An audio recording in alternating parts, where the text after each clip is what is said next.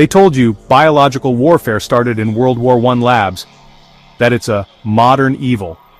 Today, we rip apart that lie.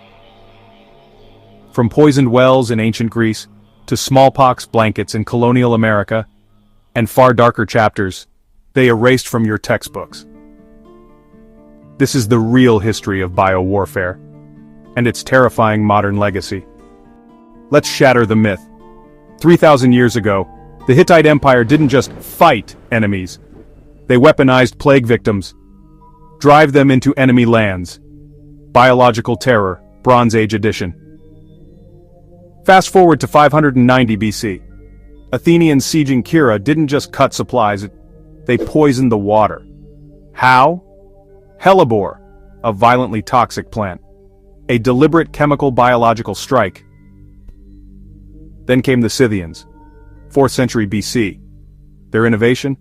Arrow tips smeared with a cocktail of snake venom, blood, and animal feces. Why? To guarantee infection in every wound. This isn't barbarism. It's calculated early biological warfare. The template was set millennia ago. Jump to the 18th century. British commander Lord Amherst. 1763. His infamous letters detail a plan. Give smallpox-infected blankets to Native Americans. Germ warfare as colonial policy. But the rabbit hole goes deeper. Much deeper. Researcher Reverend Kevin Annett documented something even more systemic. The Canadian government, acting in coordination with the Catholic, Anglican, and United Churches, used the residential school system, not just for cultural genocide, but as a vector for biological destruction. Deliberate introduction of disease, malnutrition as a weapon. Annett's evidence points to a calculated church-state facilitated campaign of death. This isn't ancient history. Survivors lived this horror. Now the untouched dirt. What corporate media won't show you. This isn't just history. It's a pattern screaming into the present. Connect the dots. Declassified documents via Black Vault reveal. Apartheid South Africa's Project Coast. Run by Dr. Wouter Basson. The Dr. Death. They weaponized everything. Anthrax, plague, cholera, even engineered race-specific bioweapons targeting black populations. Sound familiar? The exact same logic as Amherst and the residential schools. Dehumanize, then exterminate biologically. Whistleblower Dr. Robert Duncan, a former CIA and MI6 mind control researcher, alleges classified programs testing bioagents on disposable populations. Annett's work on residential schools fits this hideous pattern. Were these schools not just cultural grinders, but live testing grounds? For pathogens, forced sterilization, and induced disease, church complicity provided the perfect morally shielded infrastructure. Former FBI translator Sybil Edmonds, gagged by state secrets privilege, exposed networks smuggling pathogens out of former Soviet labs. Who bought them? Shadowy private entities with deep state ties. Where did these weapons go?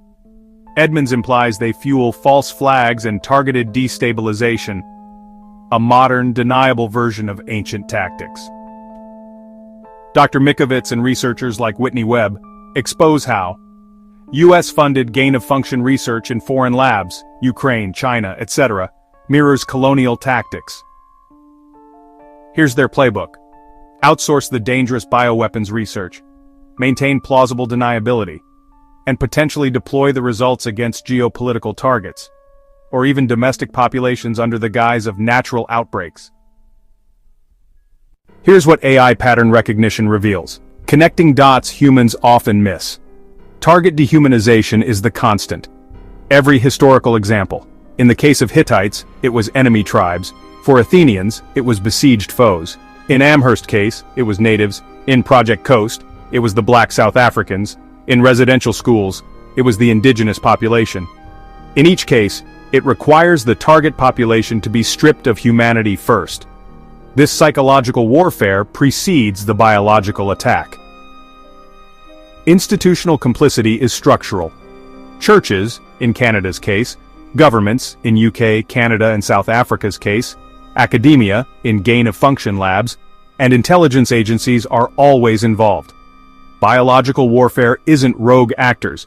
It's institutionalized evil, leveraging existing power structures. The sheer scale and secrecy of modern biodefense spending, $100 billion plus in US alone, creates a self-perpetuating system, requiring threats, real or engineered, to justify its existence, inherently incentivizing proliferation and potential misuse. Deniability is their weapon, smearing arrows in feces, using blankets, church-run schools, outsourcing gain-of-function research, using private proxies, all provide plausible deniability. The method evolves, the core tactic of obscured responsibility remains. The complexity of modern supply chains and dual-use research makes attributing a lab leak or engineered outbreak nearly impossible, creating the perfect deniability shield for 21st century biowarfare. They poisoned rivers with rotting corpses. They dumped smallpox blankets on children. They injected ethnic minorities with engineered plagues. And now, they patent your DNA for target practice. This isn't conspiracy. It's continuity. Empires don't abandon weapons that work. They rebrand them. Public health, national security, scientific progress. The church hid it. The state funded it. Pharma weaponized it. And you were told to trust them. Wake up. Your ancestors were test subjects. You're the next batch.